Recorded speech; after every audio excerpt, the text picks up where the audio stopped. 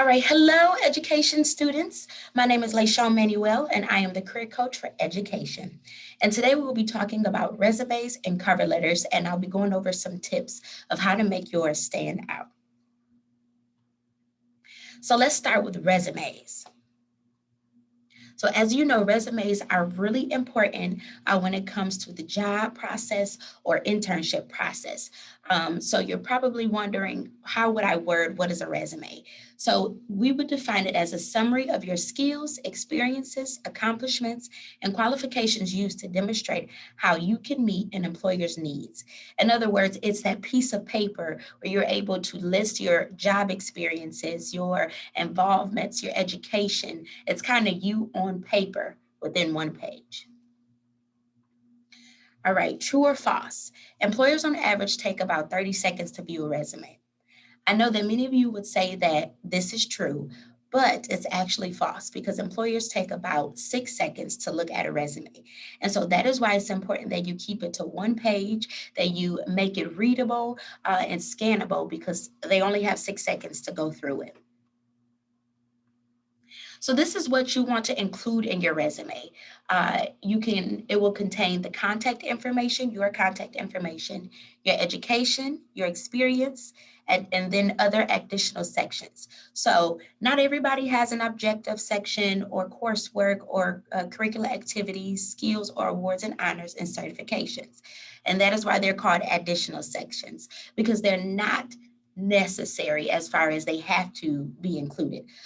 But the ones that have the star by it is what you need in your resume. So you'll need your contact information, you'll need your education, and you'll need your experience. And I also recommend that you do include at least one of the additional sections. So some may put an objective or a summary, some may include some of their coursework. And if you're involved in activities, outside of academics, you can include those things such as clubs, organizations, volunteer experiences that you may have, and then listing your skills, awards, or certifications if you have some of those.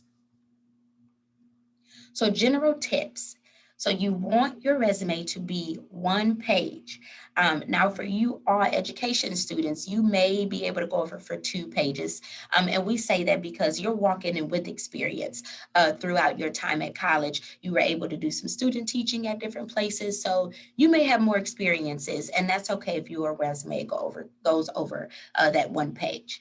You want to make sure that it is simple formatting. I know that, we want to get creative, and there's a way to be creative, but to keep it a more traditional resume.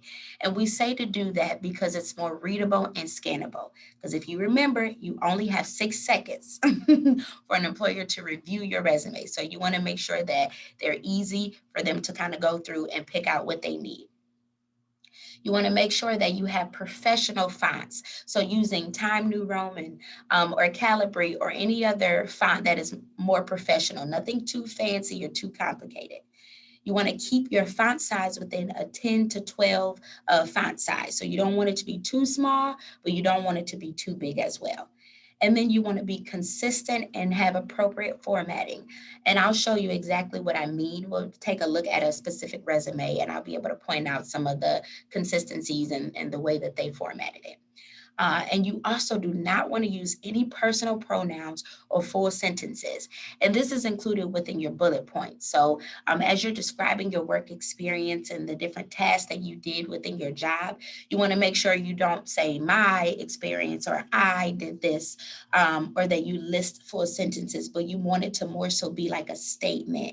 And you want to start it with a verb. So, it will be instead of, let's see, I developed a program for my supervisor. It would be more so developed programs that were utilized by the company, something simple like that. Then you also want to make sure there are no grammatical or spelling typos. The last thing you want is to have an employer looking at your resume or a school looking at your resume. And especially if you're applying for an English position and they notice many errors. So you want to be mindful of that. Keep it down to a minimum or a none at all.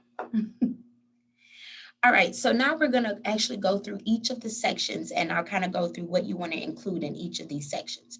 So for your contact information, this is normally within your header. So it's at the top of your resume.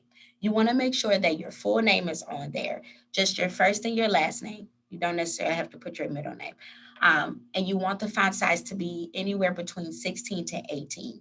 You want your name to stand out. And so that's why we make that a little bit bigger than the rest of your resume.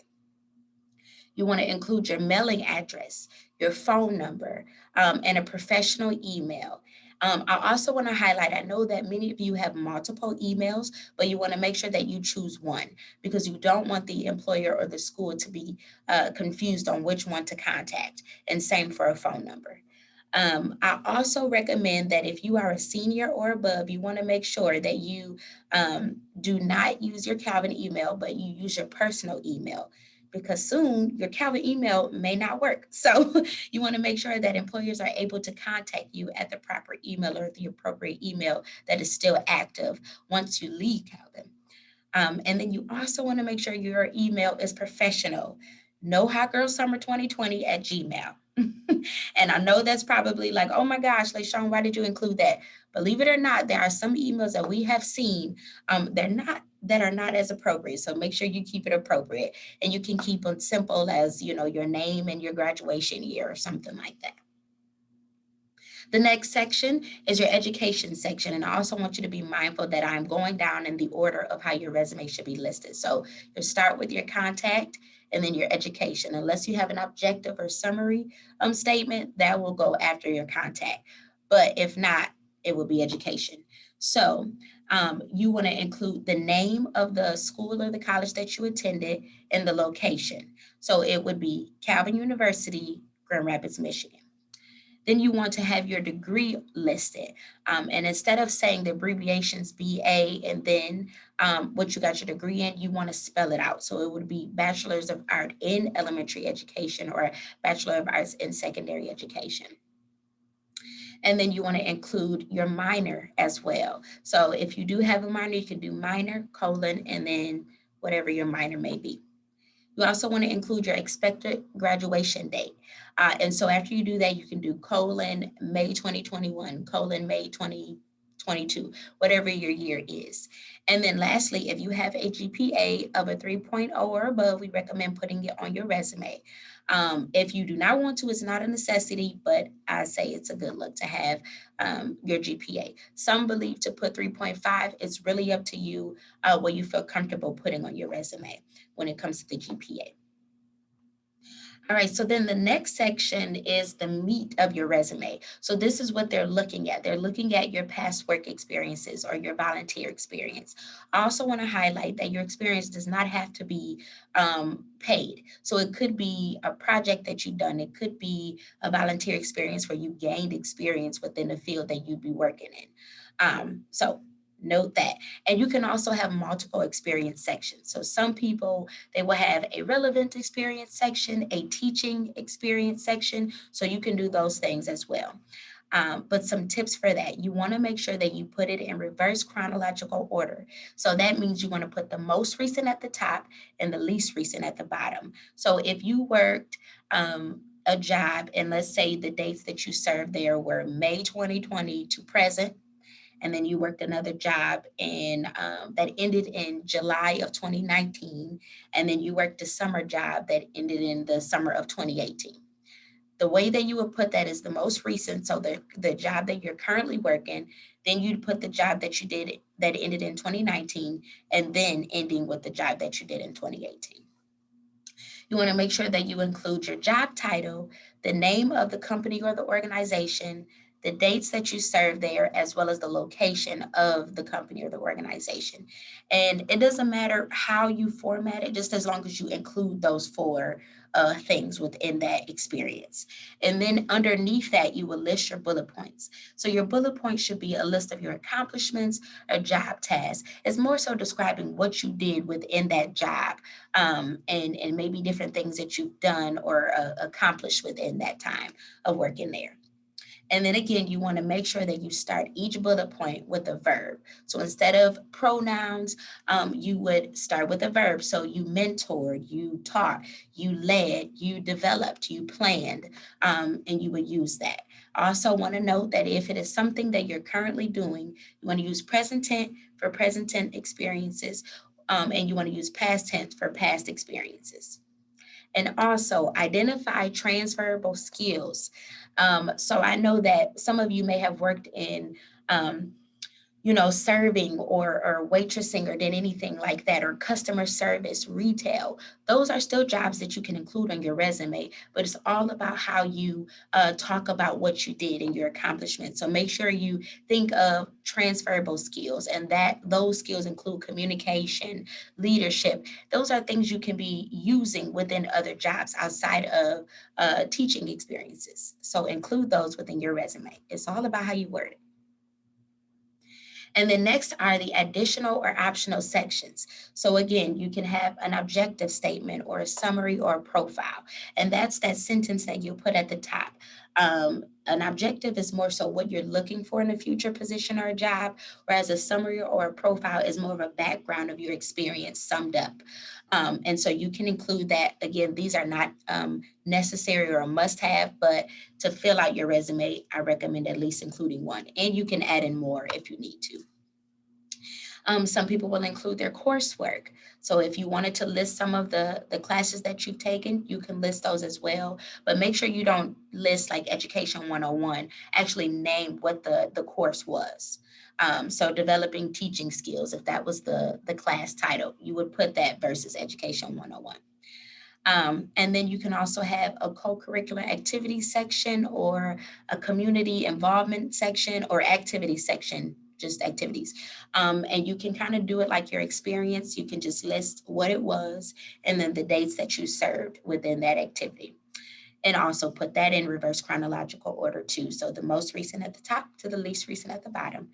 And then in your skills section, they look more for the technical skills. So you want to list those. So if you're proficient in Microsoft Word, Excel, any of those things, you would list that in your skills section. As for your soft skills, you want to more so show those within your bullet points. So instead of saying teamwork and communication, show that you've actually done those things within your job by putting them in your bullet points. And then you may also have an awards or honors section. If you do that, also include the dates of when you receive those awards. And then if you have any certifications that you wanted to list, you can also list those as well within that section. All right, so now let's take a look at a example resume, and I'll kind of highlight some of those consistencies that I was talking about. So as you can see, this is Jane Smith's resume. Her name is much bigger than the rest of the resume. If you also notice that she has her permanent address as well as her current address. And so if you have multiple, you can do that.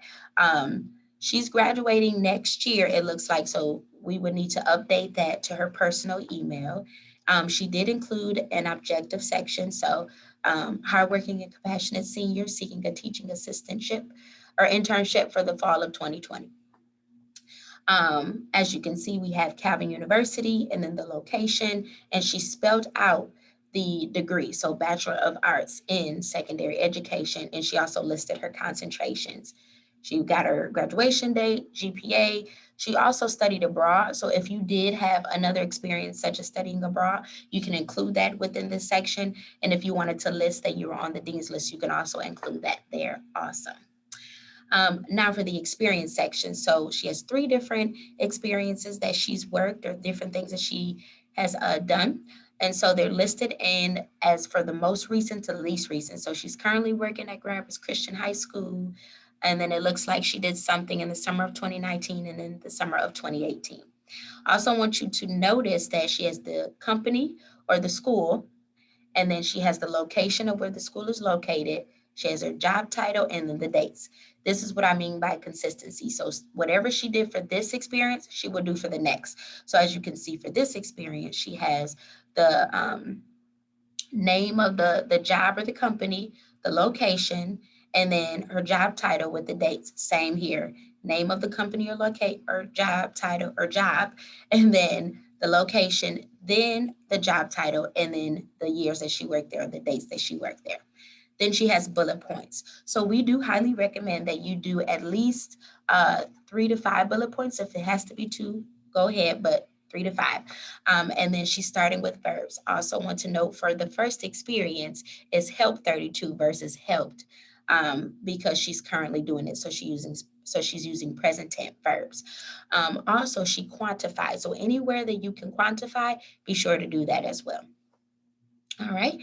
And yeah, so just we'll kind of go over those. So she helped 32 first-year high school students develop strong math skills, aid math teacher with setting up classroom and preparing lessons. So list different accomplishments that you've done. If she developed a unit plan or taught a lesson plan, she can include that as well. So highlighting those accomplishments and describing what you did is how you would feel your experience section. And then next is her activity section. She's involved with lacrosse, as well as she was a Habitat for Humanity volunteer. And she put these also in a order. They're both present, so it's okay however you formatted that. But she named what it was. She named if she was a player, the location of it, and the date she served there.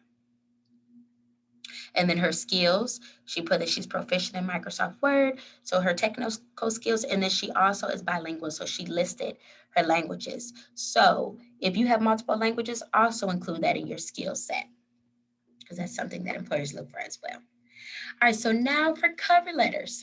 Now, I also want to highlight, I know that a lot of people, when they think of cover letters, they feel like, oh my goodness, where do I begin? But do not fret, do not worry. There's just some basics that you want to include in your cover letter, and we'll go over that today.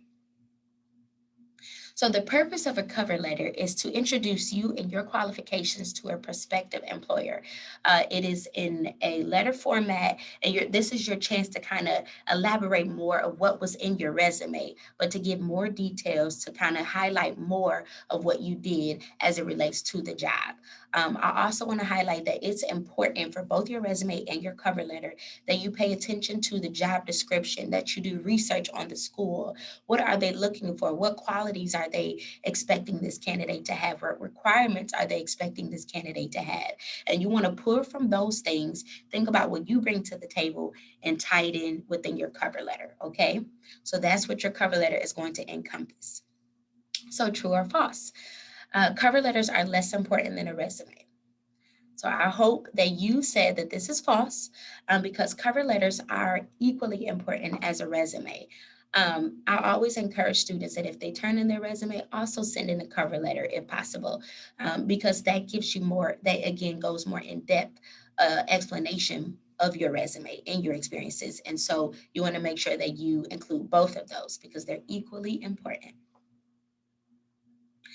You also want to tailor your cover letter based off whichever position or school or job that you're applying to, because you want to think of specific attributes of the school that attracted you and why you feel like you're a good fit for that specific school. So you want to make sure you go back into your cover letter and write a new one for each experience. So there are 4 specific questions that your cover letter should cover. What position are you seeking and how did you hear about it? Why are you interested in the position or organization? And what skills or attributes do you bring? And then lastly, what specific skills, knowledge, and experiences uniquely qualify you to meet the employer's needs? So those are the main purposes of how you want to answer your cover letter. And we'll see an example cover letter and I'll be able to highlight that. So I do want to point this out to you. This is a quote that I found and I really, really enjoy it. And I hope that it speaks to you as well. But it says that the one thing that you have that nobody else has is you, your voice, your mind, your story, your vision. So write and draw and build and play and dance and live only as you can. This goes to just show that you are unique. God made everybody different. And so you do have something that you bring to the table. You do have unique experiences. You can be a candidate that stand out because you are only you. And so you bring so much to the table. So I encourage you to find those things, name those things, write those things out so that you are aware of it and you'll know how to better explain how you are different and how you stand out within a cover letter. Okay? So that's why I have that quote in there. So think about those things, what makes you stand out, and then begin to place that within your cover letter. All right, so some more cover letter tips. You want to make sure that you personalize each letter to the position. So, like I said, you may have multiple cover letters for multiple different experiences. You want to make sure that you use the same font style and size to match your resume. So, if you have a header for your resume, you can also have that same header for your cover letter.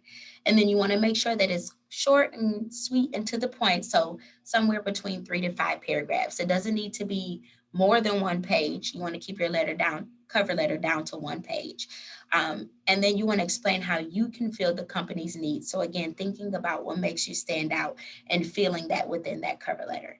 And then signing the letter. And last but not least, proofreading. I cannot stress that enough. Again, we don't want any grammatical or um, spelling typos. So you want to make sure that you have other people look at your cover letter to make sure that it is good. I recommend stopping by the Career Center or the Rhetoric Center to have your cover letter reviewed. All right, so here is another or an example of a cover letter. So they have the same header as the resume.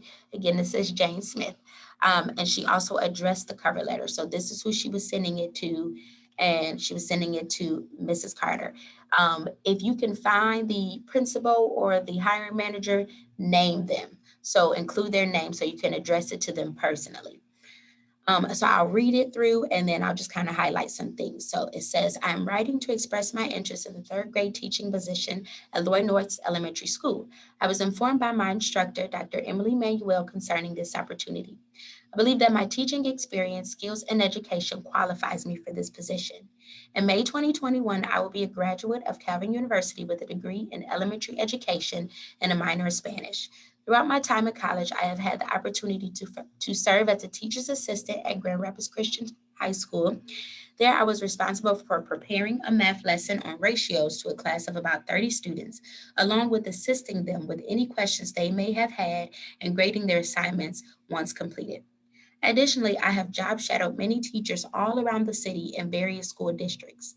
Some of my strengths and skills include utilizing online teaching resources such as Google Classroom, as well as my ability to speak both English and Spanish fluently.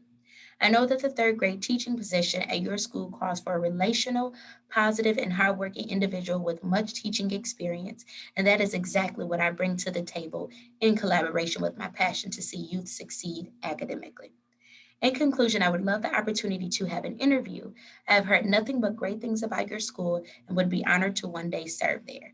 Thank you for your time and consideration. So it is short, sweet, and to the point. She names her skills, her strengths, her experiences, her other things that she's done. So highlighting those things and also noting some things you liked about the school. She signed it. And also, she kind of named what she was looking for in the very beginning and how she found out about it. So that's how your cover letter, something similar. Of course, you can add more to it. This is a much shorter example, but make it more personable. Okay. So really highlight why you're interested and why you qualify. That's the whole purpose and basis of your cover letter. All right, so I know that that was a lot of information. I do want to highlight that as your career coach, I am here for you. So if you ever wanted to have your resume or your cover letter looked at or reviewed, feel free to stop by and come see me. You can schedule an appointment with me through Handshake, or you can shoot me an email at lrw24@calvin.edu. So again, reach out if you need anything, and I hope that this was helpful. All right, so now go out and make amazing resumes and cover letters. Have a wonderful day.